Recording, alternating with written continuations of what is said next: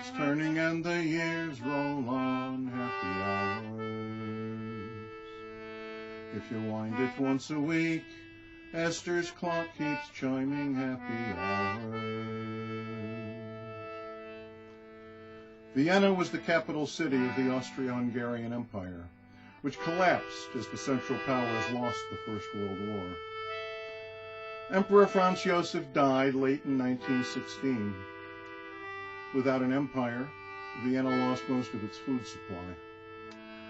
The coronation of young Emperor Karl was followed by hunger riots, several political assassinations, and a general strike. So in February 1917, as the world burned and the chaos grew, two young Jews, Joseph and Adele, fell in love and decided to marry. Joseph's health was too poor for him to be conscripted. He was unemployed as an actor and worked an office job to get by. Adele, known to her family as Judy, was the little sister of Joseph's favorite chess opponent. What a time for a wedding. Joseph's friends from work chipped in for a wedding present, a used chiming mantelpiece pendulum clock, adorned with a small engraved brass plaque. Glückliche Stunden, happy hours, the colleagues, Vienna, 1917. And the world keeps turning and the years roll on, happy hours. Exactly 9 months later, baby Esther was born. The situation in Vienna only got worse. The end of the war led to economic depression, and epidemics swept through the malnourished population. Joseph died in the Spanish flu epidemic of May 1919.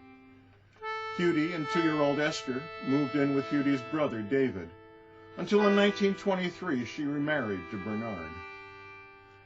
A year later, baby Kurt was born.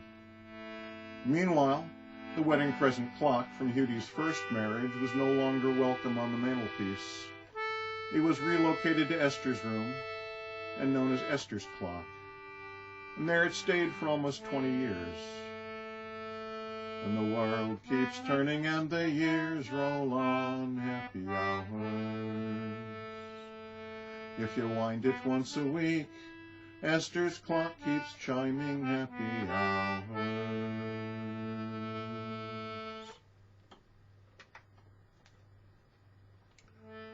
Through the following years, the situation of Jews in Vienna just grew more precarious. In March 1938, the Anschluss annexed Austria to Nazi Germany, followed by Kristallnacht in November. Baby brother Kurt was now 14 years old and found his way out alone through the woods across the border to Czechoslovakia. He was then kinder-transported to England. In September, Hitler invaded Poland and the Second World War began.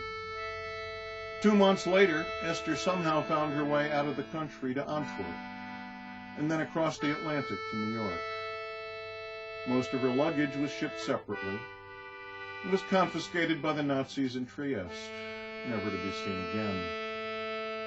And the world keeps turning and the years roll on, happy hours. In 1941, Esther was given a refugee scholarship to the University of Michigan. "Where's Michigan?" she asked. But she moved to Ann Arbor, Michigan, and enrolled in the library science program.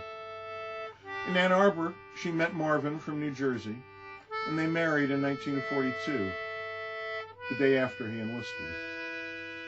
Meanwhile, back in Vienna, Esther's mother, Judy, and her husband, Bernard, were deported to a ghetto and then to a camp in Poland. They were subsequently murdered by the Nazis, as were the vast majority of Viennese Jews.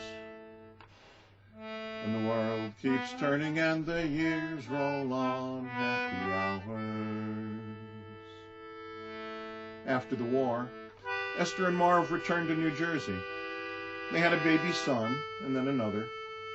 In 1953, he took a better job in Buffalo, and a third son arrived. In 1957, another job change took the family to Toledo, Ohio, just crossed the state line from Michigan. Esther had become a Midwestern American suburban housewife. By 1964, rising income and falling airfares allowed brother Kurt to fly to Toledo for a first visit in 26 years. Then in 1967, Esther and Marv flew to Vienna. Browsing the phone book, Esther cold-called her pre-war next-door neighbor, who still lived in the same apartment 28 years later. Bertel and Esther had dated the same boy in high school, and she had been Esther's gymnastics instructor. "Esther," she cried, "I've been waiting all these years for you to call." "I have your clock." She explained. When Judy and her husband Bernard were deported to the camps, she left the clock with Bertel's father. For 20 years, until he died, he wound it every week and said, "We're waiting for Esther to come back for it." "Please take it," said Bertel. And the world keeps turning and the years roll on, happy hours. If you wind it once a week, Esther's clock keeps chiming, happy hours.